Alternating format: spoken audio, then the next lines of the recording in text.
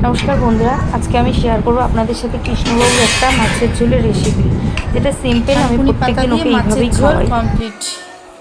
শুধু ঝোল আর সবজি খাওয়াবো, মাছটা খাওয়াবো না।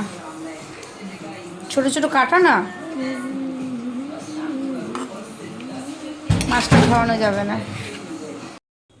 আজকে আমি খাওয়াবো কৃষ্ণকে জ্যান্ত। এটা হচ্ছে চারা মাছ, চারা পোনা। এই মাছ দিয়ে সবজি দিয়ে ঝোল। সবজির মধ্যে দিয়েছি আমি পেঁপে, কাঁচকলা, টমেটো, একটুখানি বাঁধাকপি, লাল গাজর, আলু আর শিম। আর একটা জিনিস দেবো, সেটা হচ্ছে, এটা কি বলো তো, এটাকে বলে থানকুনি পাতা। বেশি না, আমি 5-6টা নিয়েছি। এটা ঠিক নামানোর আগে মাছের ঝোলটা এটা একটু দিয়ে ফুটিয়ে আমি নামিয়ে নেবো। চলো রান্নাটা করি তাহলে।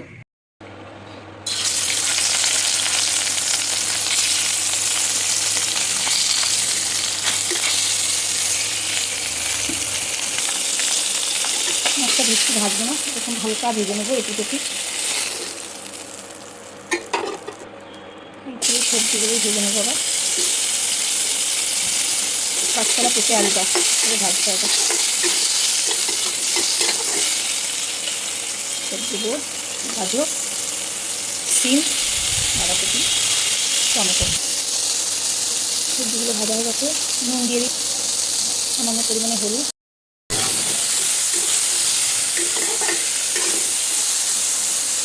দেবো সামান্য পরিমাণে জিরে গুঁড়ো,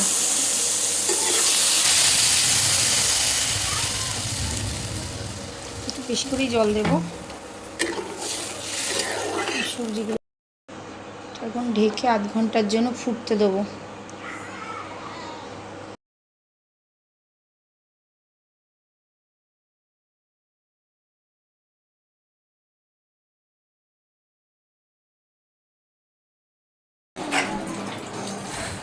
इस हॉस्टल में 500 बच्चे नहीं 500 माओ का भरोसा भी रहता है तो डेंगू मलेरिया वाले बिल्कुल सिस्टर्स क्योंकि हम चाहते हैं सिर्फ ऑयल में इंडियन मेडिकल एसोसिएशन द्वारा प्रमाणित तो आप चांस लेंगे या ऑयल। এই যে ভাতটা মেখে নিয়েছি আমি, সবজি আর ঝোলটা দিয়ে ভাতটা খাওয়াবো। মাছটা নেবো না, কারণ মাছটা খুবই ছোট আর প্রচণ্ড কাঁটা, যার কারণে মাছটা ওকে খাওয়াবো না। শুধু ঝোল দিয়ে ভাতটা খাওয়াবো আর সবজিটা দিয়ে। আর আমাকে ডাক্তার বলেছে এই মাছই খাওয়াতে, কারণ ওর ওজনটা প্রচণ্ড কম, যার কারণে এরকম জ্যান্ত মাছ খাওয়াতে, আদার্স কোনো মাছ ওকে দিতে না। যার কারণে আমি এরকম ছোটো ছোটো মাছই খাওয়াই। আর কোনো সময় 1 কেজি ওজনের রুই, তাও সেটা জ্যান্ত হলে তবেই খাওয়ানো যায়, নাহলে ওকে খাওয়াতে পারি না।